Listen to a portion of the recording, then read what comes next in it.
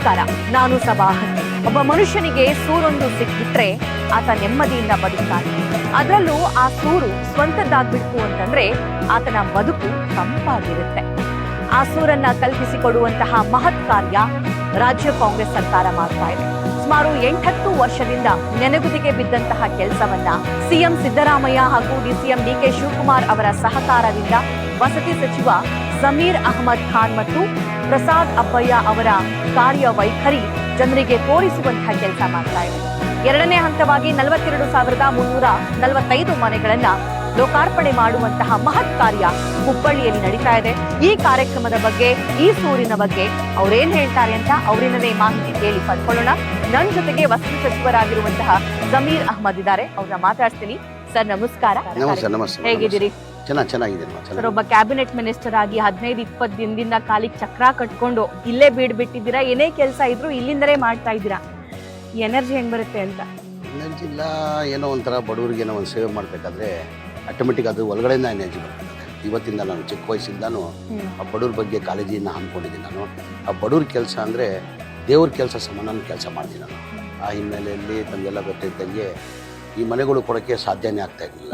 ನಾನು ವಸತಿ ಮಂತ್ರಿ ಆದಮೇಲೆ ನನ್ನ ಗಮನಕ್ಕೆ ಬಂದಾದಮೇಲೆ ನಾನು ಹೆಂಗಪ್ಪ ಮನೆ ಮುಖ್ಯಮಂತ್ರಿ ಗಮನಕ್ಕೆ ತರೋದು ಅಂದರೆ, ಹಿಂದಿನ ಸರ್ಕಾರದಲ್ಲೇ ಸಿದ್ದರಾಮಯ್ಯ ಅವರ ಮುಖ್ಯಮಂತ್ರಿ ಇರುವಾಗ 1,80,253 ಮನೆಗಳು ಸ್ಯಾಂಕ್ಷನ್ ಮಾಡಿದ್ರು. 15, 16, 17, 18 ಸ್ಯಾಂಕ್ಷನ್ ಮಾಡಿದ್ರು. ಅದಾದಮೇಲೆ ಸಮ್ಮಿಶ್ರ ಸರ್ಕಾರ ಬಂತು. ಅದಾದಮೇಲೆ BJP ಸರ್ಕಾರ ಬಂತು. ಒಂದು ಮನೆಯೂ ಸ್ಯಾಂಕ್ಷನ್ ಮಾಡಿಲ್ಲ, ಒಂದು ಮನೆಯೂ ಕೊಡೋಕ್ಕೆ ಸಾಧ್ಯ ಆಗಿಲ್ಲ. ಕಾರಣ ಅಂದರೆ ಒಂದು ಮನೆ ಕಟ್ಟಬೇಕಾದ್ರೆ 7.5 ಲಕ್ಷ ಆಗ್ತದೆ. ಕೇಂದ್ರ ಸರ್ಕಾರದಿಂದ ಪ್ರಧಾನ ಮಂತ್ರಿ ಆವಾಸ್ ಯೋಜನಾ ಅಂತ ಹೇಳ್ಬಿಟ್ಟು 1.5 ಲಕ್ಷ ಸಬ್ಸಿಡಿ ಕೊಡ್ತಾರೆ. ರಾಜ್ಯ ಸರ್ಕಾರದಿಂದ 1,20,000 ಜನರಲ್ ಕೊಡ್ತಾರೆ. SC ST ಇದ್ರೆ 2 ಲಕ್ಷ ಕೊಡ್ತಾರೆ. ಆವ್ರೇಜ್ ತಗೊಂಡ್ರೆ ನಾವು 3 ಲಕ್ಷ ಆಗ್ತದೆ. 7.5 ಲಕ್ಷದಲ್ಲಿ 3 ಲಕ್ಷ ಹೋದ್ರೆ ಎಷ್ಟು ಉಳಿತದೆ? 4.5 ಲಕ್ಷ. 1,80,253 ಮನೆಗೆ ಬೆನಿಫಿಷರಿ ಕೊಡಬೇಕಾಗಿತ್ತು 4.5 ಲಕ್ಷ. ಹಂಗೆ 7,400 ಕೋಟಿ, ಬರೇ 310 ಕೋಟಿ ಬಂದಿತ್ತು. ಯಾರೋ 5,000 ಕೊಟ್ಟವ್ರೆ, ಯಾರೋ 10,000, 15,000, 20,000 ಮೇಲೆ ಯಾರು ಕೊಡೋಕ್ಕೆ ಸಾಧ್ಯ ಆಗಿಲ್ಲ. ಅಂದರೆ ಬಡವ್ರು ಕೊಡೋಕ್ಕೆ ಸಾಧ್ಯ ಆಗಲ್ಲ. ಎಲ್ಲ ಕಡೆ ಏನಾಗಿದ್ದು, ಎಲ್ಲ ಮನೆಗಳು ಅನ್ಕಂಪ್ಲೀಟ್ ಆಗಿ ಬಿದ್ದಿತ್ತು. ಈಗ ನಮ್ಮ ಕಾಂಟ್ರಾಕ್ಟರ್ಗಳು ಈ ಟೆಂಡರ್ ಕರೆದು ಬಿಡ್ತಾರೆ. ಟೆಂಡರ್ ಕರೆದಾದ್ಮೇಲೆ ಕಾಂಟ್ರಾಕ್ಟರ್ಗಳು ಏನು ಮಾಡ್ತಾರೆ, ಕೇಂದ್ರ ಸರ್ಕಾರ ಅದು ರಾಜ್ಯ ಸರ್ಕಾರ ದುಡ್ಡಲ್ಲಿ ಅವ್ರು ಎಷ್ಟು ಬೇಕೆಷ್ಟು ಆ ಸ್ಪಾಟ್ ಬಿಟ್ಟು ಕೆಲಸ ನಿಲ್ಲಿಸ್ಬಿಟ್ಟಿದ್ರು. ಜನ ಪಾಪ ಎಲ್ಲ ನಿರೀಕ್ಷೆಯಲ್ಲಿ ಇವತ್ತು ಕಂಪ್ಲೀಟ್ ಆಗ್ತದೆ, ನಾಳೆ ಕಂಪ್ಲೀಟ್ ಆಗ್ತದೆ ಅಂತ ಹೇಳ್ಬಿಟ್ಟು ಎಲ್ಲ ಪಾಪ ಭಾಳ ವರ್ಷದಿಂದ ಕಾಯ್ಕೊಂಡಿದ್ದು. 10 ವರ್ಷದಿಂದ ಕಾಯ್ಕೊಂಡಿದ್ರು. ಭಾಳ ಜನ ನನ್ಗೆ ಎಲ್ಲಿ ಅವಾಗ ನಾನು ಇದು ಭಾಳ ಸೀರಿಯಸ್ ಆಗಿ ತಗೊಂಡಿದ್ದೆ ಅಂದರೆ, ನಾನು ಭಾಳ ಸ್ಲಮ್ಗೆ ಭೇಟಿ ಕೊಟ್ಟಿದ್ದೆ. ನಾನು ಎಲ್ಲಿ ಮನೆಗಳು ಕಟ್ಟುವಾಗ ಭೇಟಿ ಕೊಟ್ಟಿದ್ದೆ. ನಾನು ಫೈನಾನ್ಸ್ ಸೆಕ್ರೆಟರಿ ಆಗಿದ್ರು ಅತೀಕ್ ಸಾಹೇಬ್ಗೂ, ಅವ್ರಿಗೂ ಜೊತೆಯಲ್ಲಿ ಕರ್ಕೊಂಡು ಹೋಗಿದ್ದೆ ನಾನು. ಭಾಳ ಜನ ಏನು ಮಾಡಿಬಿಟ್ಟಿದ್ದಾರೆ ಪಾಪ, ಅವ್ರು ಹೆಂಗೋ ಟಾರ್ಪಲ್ಲು ಶೆಡ್ ಹಾಕೊಂಡು ಹೆಂಗೋ ಅವ್ರ ಜೀವನ ಅವ್ರು ಮಾಡ್ಕೊಳ್ತಾ ಇದ್ರು. ಈ ಮನೆ ಕಟ್ಕೊಡ್ತಾರಂತ ನಿರೀಕ್ಷೆ ಮೇಲೆ ಅವ್ರಿಗೆ ಗೊತ್ತಿಲ್ಲ 4.5 ಲಕ್ಷ ಕಟ್ಬೇಕಂತ ಈ ಅವೇರ್ನೆಸ್ ಯಾರು ತಂದಿರಲಿಲ್ಲ. MLA ಅವಾಗ ಜನತಾದಲ್ಲ ಇದ್ದೆ ನಾನು. ನನ್ನ ಕ್ಷೇತ್ರಕ್ಕೆ 2,000 ಮನೆ ಸಂಖ್ಯೆ ಮಾಡಿದ್ರು. ಆ ಜನತಾ ಕಾಲನಿ, ಮೋಮಿನ್ಪುರ, ಬಕ್ಷಿ ಗಾರ್ಡನ್ ಅಂತ ಹೇಳ್ಬಿಟ್ಟು ಇಂಜಿನಿಯರ್ಗಳು ಹೋಗಿ ಕೇಳಿದ್ದಾರೆ ಬೆನಿಫಿಷಿಯರ್ನ, ಸರ್ ನೀವು ಖಾಲಿ ಮಾಡ್ಕೊಡಿ, ನಾವು 1 ವರ್ಷದಲ್ಲಿ ಮನೆ ಕಟ್ಕೊಡ್ತೀವಿ ಅಂತ. ಅವ್ರು ಯಾರು ಒಪ್ಪಲಿಲ್ಲ. ಇಲ್ಲಪ್ಪ ನೀವೆಲ್ಲ ಮಾಡಲ್ಲ, ನೀವು ಕಟ್ಟಲ್ಲ ನೀವು ಮನೆ, ನಾವು ಹೆಂಗೋ ಜೀವನ ಮಾಡ್ತಾ ಇದ್ದೀವಿ, ಹೆಂಗೋ ಮಾಡ್ಕೊತೀವಿ, ನಾವು ಕಷ್ಟನೋ ಸುಖನೋ ಮಾಡ್ಕೊತೀವಿ, ಯಾರೂ ಕಾವಲಿ ಮಾಡಿಲ್ಲ. ನನಗೆ ಇಂಜಿನಿಯರ್ಗಳು ಬಂದು ನನಗೆ ಹೇಳಿದ್ರು, ಸರ್ ನಿಮ್ಮ ಮನೆ ಈ ಥರ ನಿಮ್ಮ ಕ್ಷೇತ್ರದಲ್ಲಿ 2,000 ಮನೆ ಸ್ಯಾಂಕ್ಷನ್ ಆಗಿದೆ, ಯಾರೂ ಖಾಲಿ ಮಾಡೋಕ್ಕೆ ತಯಾರಿಲ್ಲ ಸರ್, ತಾವು ಬಂದರೆ ತಾವು ಹೇಳಿದ್ರೇ ಅದು ಖಾಲಿ ಮಾಡ್ತಾರೆ ಸರ್, ಇಲ್ಲ ಖಾಲಿ ಮಾಡೋಕ್ಕೆ ತಯಾರಿಲ್ಲ ಸರ್, ಟೆಂಡರ್ ಎಲ್ಲ ಕರೆದ್ಬಿಟ್ಟಿದ್ದೀವಿ ಅಂದರು. ನಾನು ಹೋಗಿ ಜನತಾ ಕಾಲೋನಿಯಲ್ಲಿ ಮೋಮಿನ್ಪುರದಲ್ಲಿ ಬಕ್ಷಿಗಾರ ಜನಗಳಿಗೆ ನಾನು ಹೇಳಿದೆ, ಖಾಲಿ ಮಾಡ್ಕೊಡ್ರಮ್ಮ, ಈ ಥರ ಜೀವನ ಮಾಡ್ತಾ ಇದ್ದೀರಾ ನೀವು, ಒಳ್ಳೆ ಮನೆ ಕಟ್ಕೊಡ್ತೀವಿ ನಾವು, 1 ವರ್ಷದಲ್ಲಿ ಮನೆ ಕಟ್ಕೊಡ್ತೀವಿ ಅಂತ ಹೇಳ್ಬಿಟ್ಟು ನಾವು ಆಶ್ವಾಸನೆ ಕೊಟ್ಟಿದ್ದೆ. ಖಾಲಿ ಮಾಡಿ ಪಾಪ ಜಾಗ ಕೊಟ್ಟರು. ನಾವು ಆ ಟೈಮಲ್ಲಿ ಹೇಳ್ಬೇಕಾಗಿತ್ತಾನೆ 4.5 ಲಕ್ಷ ನೀವು ಬೆನಿಫಿಷರಿ ಕಟ್ಟಬೇಕಂತ. ನಾವು ಯಾರು MLAಗಳು ಅವೇರ್ನೆಸ್ ತಂದಿಲ್ಲ. ಆ ಕಾರಣಕ್ಕೆ ನಾನು ಭಾಳಷ್ಟು ತಮ್ಮಲ್ಲಿ ವಿಸಿಟ್ ಕೊಡುವಾಗ ನೋಡ್ತೀನಿ ನಾನು, ಪಾಪ ಎಲ್ಲ ಅವ್ರ ಮನೆ ಹೊಡೆದಾಕಿ ಕಟ್ತಾ ಇದಾರಲ್ಲ, ಪಾಯಾಗಿ ಆಗ್ಬಿಟ್ಟವ್ರೆ. ಪಕ್ಕದಲ್ಲೇನೆ ಪಾಪ ಸಣ್ಣ ಸಣ್ಣ ಶೆಡ್ಗಳು 3 ಜನ 4 ಜನ ಜೀವನ ಹೇಳ್ತಲ್ಲ. ಅದು ನೋಡಿ ನನ್ನ ದೇವರನ್ನ ನನ್ನ ಕಣ್ಣಲ್ಲಿ ನೀರು ಬಂದ್ಬಿಡ್ತು. ಆಮೇಲೆ ಮುಖ್ಯಮಂತ್ರಿ ಗಮನಕ್ಕೆ ತಂದೆ ನಾನು, ಸೊನ್ನೆ ಸರ್ ಹಿಂದಿನ ಸರ್ಕಾರದಲ್ಲಿ ತಾವೇ ಮುಖ್ಯಮಂತ್ರಿ ಇರುವಾಗ ಈ ಮನೆಗಳು ಸ್ಯಾಂಕ್ಷನ್ ಮಾಡಿದ್ದು, ಈ ಬಡವ್ರು 4.5 ಲಕ್ಷ ಕಟ್ಟಕ್ಕೆ ಸಾಧ್ಯ ಆಗಲ್ಲ ಸರ್, ನಾವು ಸರ್ಕಾರ ವತಿಯಿಂದಾನೇ 4 ಲಕ್ಷ ನಾವು ಕಟ್ಟಿ ಮನೆಗಳು ಕಟ್ಟಬೇಕಾಗ್ತದೆ ಅಂತ ಮನೆ ಮುಖ್ಯಮಂತ್ರಿಗಳು 2-3 ರಿವ್ಯೂ ಮೀಟಿಂಗ್ ಮಾಡಿ, ನೀನು ಹೇಳ್ತಾರ ಸತ್ಯ ಹಾಕೋಣ, ಬಡವ್ರು ದುಡ್ಡು ಕೊಟ್ಟಕ್ಕೆ ಸಾಧ್ಯ ಆಗಲ್ಲ, ಅದು ಎಷ್ಟನ ಕಷ್ಟ ಆಗಲಿ ಎಷ್ಟನ ತೊಂದರೆ ಆಗಲಿ ಆ 4 ಲಕ್ಷ ದುಡ್ಡು ನಾವು ಸರ್ಕಾರ ವತಿಯಿಂದ ಕೊಡ್ತೀವಿ. ನಾವು ಈ ಮನೆಗಳು ಡಿಸೆಂಬರ್ 26 ಕೊನೆವರೆಗೂ 1,80,000ದಲ್ಲಿ 1,18,000 ಮನೆಗಳು ಕೊಡಬೇಕಂತ ಮನೆ ಮುಖ್ಯಮಂತ್ರಿಗಳು ಸೂಚನೆ ಕೊಟ್ಟು, ಹೋದ ವರ್ಷದಲ್ಲಿ 2024 ಮಾರ್ಚಲ್ಲಿ ನಾವು 36,789 ಮನೆಗಳು ಕೊಟ್ವಿ. ಇದೇ ತಿಂಗಳಲ್ಲಿ 42,345 ಮನೆಗಳು ಕೊಡ್ತಾ ಇದ್ದೀವಿ. ಉದಾಹರಣೆ ಈಗ ಹುಬ್ಳಿದಲ್ಲೇ ನಾವು 1800 ಮನೆ, ಅದರಲ್ಲಿ 1800 ಮನೆ ಕಂಪ್ಲೀಟ್ ಆಗಿದೆ. ಹೌದು. ಈ ತರ ಹುಬ್ಳಿ ಜಿಲ್ಲೆನೇ 2700 ಧಾರವಾಡ ಡಿಸ್ಟ್ರಿಕ್ಟ್. ಧಾರವಾಡ ಧಾರವಾಡ ಡಿಸ್ಟಿಕ್ ಅಲ್ಲೇ 2700 ಮನೆಗಳು. ಆಮೇಲೆ ತುಮಕೂರು ಜಿಲ್ಲೆದು ಏನೋ 1200 ಮನೆ ಇದೆ. ಬಳ್ಳಾರಿಯಲ್ಲಿ 2000 ಚಿಲ್ಲರೆ ಮನೆ, ಬಳ್ಳಾರಿ ಜಿಲ್ಲೆಯಲ್ಲಿ 2000 ಮನೆ. ಇಡೀ ರಾಜ್ಯದಲ್ಲಿ ನಾವು ಕೊಡ್ತಾ ಇದೀವಿ. ನಾನು ನಿಮ್ ಮಾಧ್ಯಮ ಅವ್ರಿಗೆ ಕೇಳದ್, ನಾನು ಬಿಜೆಪಿ ಅವ್ರು ಏನಕ್ಕೆ ಇದು ಮಾಡಿಕ್ ಸಾಧ್ಯ ಆಗಲಿಲ್ಲ? ಅವರು ಮಾಡ್ಬೋದಾಗಿತ್ತಾನೆ. ಅವಾಗ ನಮ್ಗೆ ಯಾವ ಗ್ಯಾರಂಟಿನೂ ಇರ್ಲಿಲ್ಲ, ನಾವು ಯಾವ ಕಮಿಟ್ಮೆಂಟು ಇರಲಿಲ್ಲ. ಚುನಾವಣೆ ಟೈಮಲ್ಲಿ ನಾವು 5 ಗ್ಯಾರಂಟಿಯನ್ನ ಘೋಷಣೆ ಮಾಡಿದ್ವಿ. 5 ಗ್ಯಾರಂಟಿ ಮಾತು ತಕ್ಕಂಗೆ ನಾವು 5 ಗ್ಯಾರಂಟಿ ಘೋಷಣೆ ಮಾಡಿದ್ವಿ, 5 ಗ್ಯಾರಂಟಿ ಕೊಟ್ವಿ. ಈ ಮನೆಗಳು ಫ್ರೀ ಕಟ್ ಕೊಡ್ತೀವಿ ಅಂತ ನಾವು ಘೋಷಣೆ ಮಾಡಿರಲಿಲ್ಲ. ಫ್ರೀ ಕಟ್ ಕೊಡ್ತೀವಿ ಅಂದ್ರೆ ಇಷ್ಟೇ. ಬಡವ್ರ ಬಗ್ಗೆ ಕಾಳಜಿ ಇಟ್ಕೊಂಡು ಸಿದ್ದರಾಮಯ್ಯ ಅವರು ಬಡವ್ರಿಗೆ ಅನ್ಯಾಯ ಆಗಿದೆ, ಬಡವ್ರ ಬಗ್ಗೆ ಕಾಳಜಿ ಇಟ್ಕೊಂಡು ಇವತ್ತು ಈ ಮನೆಗಳು ಕೊಡ್ಬೇಕಂತ ತೀರ್ಮಾನ ಮಾಡಿದ್ದಾರೆ. ನಮ್ಮ ರಾಜ್ಯದಲ್ಲಿಲ್ಲ, ಇಡೀ ದೇಶದಲ್ಲಿ ಯಾವನು ಈ ತರ ಮನೆ ಕೊಟ್ಟಿಲ್ಲ. ಯಾವನು ಈ ತರ ಮನೆ ಕೊಟ್ಟಿಲ್ಲ. ಆ ಕಾರಣಕ್ಕೆ ಇವತ್ತು 42,345 ಮನೆಗಳು ಇವತ್ತು ಕೊಡ್ತಾ ಇದೀವಿ. ಸರ್, ನಾನು ಮತ್ತೊಂದು ಕೇಳಲೇಬೇಕು ನಿಮ್ಗೆ ಇಷ್ಟೊಂದು ಹಠ ಯಾಕೆ ಅಂತ? ಆಲ್ರೆಡಿ 5 ಗ್ಯಾರಂಟಿಗಳನ್ನ ಕೊಟ್ಟು ಇಷ್ಟೆಲ್ಲ ಖರ್ಚು ಮಾಡ್ತಾ ಇದ್ರಿ, ಅದರಲ್ಲೂ ನಾನು ಬಡವರಿಗೆ ಈ ಆಶ್ರಯ ಯೋಜನೆ ಕಲ್ಪಿಸ್ಕೊಡ್ಲೇಬೇಕು ಅನ್ನುವಂಥದ್ದು, ನೆನೆಗುದಿಗೆ ಬಿದ್ದಿರೋ ಕೆಲಸ ಕಂಪ್ಲೀಟ್ ಮಾಡ್ಲೇಬೇಕು ಅನ್ನೋ ಹಠ ಹೆಂಗೆ ಅಂತ? ನಾನು ಸ್ವಂತ ಸ್ಲಮ್ಗಳಿಗೆ ವಿಸಿಟ್ ಕೊಟ್ಟೆ. ಅಲ್ಲೇ ಅವರು ಮನೆ ಕಂಪ್ಲೀಟ್ ಆಗ್ತದಂತ ಆಸೆ ಇಟ್ಕೊಂಡು ಅಲ್ಲೇ ಪಾಪ ಸಣ್ಣ ಟಾರ್ಪಲ್ಗಳು ಹಾಕ್ಬಿಟ್ಟು ಪಾಪ ಅಲ್ಲೇ ಜೀವನ ಮಾಡ್ತಾ ಇದ್ ಕಣ್ಣಾರೆ ನೋಡ್ಬಿಟ್ಟು ನಾನು ಹೆಂಗಿರಕ್ ಸಾಧ್ಯ? ಸಿಎಂ ಸಹಕಾರ ಹೇಗಿತ್ತು ಇದಕ್ಕೆ? ಇಲ್ಲ, ಖಂಡಿತ ಸಿಎಂ ಅವರು ಸ್ವಲ್ಪ ನನಗೆ ಕಷ್ಟ ಅನಿಸ್ತು. ಹೆಂಗಪ್ಪ ಮನೆ ಮುಖ್ಯಮಂತ್ರಿಗಳು ಒಪ್ಕೊಂತಾರ ಇಲ್ಲೋ ಅಂತ.